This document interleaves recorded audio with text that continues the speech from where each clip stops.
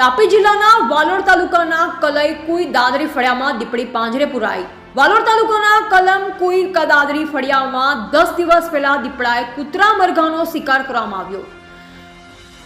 કલમ કુઈ ગામના સરપંચે દીપડાને પકડવા માટે પાંજરો મૂકવા બાબતે મહુવા આરએફઓ યસી પઠાણને જાણ કરવામાં આવીને લેખિત અરજી આપવામાં આવી અને તાત્કાલિક પાંજરો મૂકવામાં આવ્યું।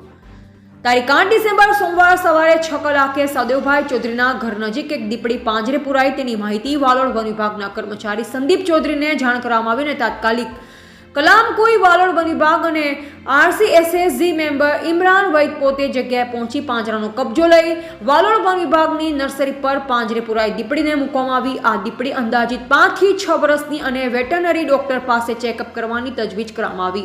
રિપોર્ટર કાર્તિક ઓળવી, તાપી।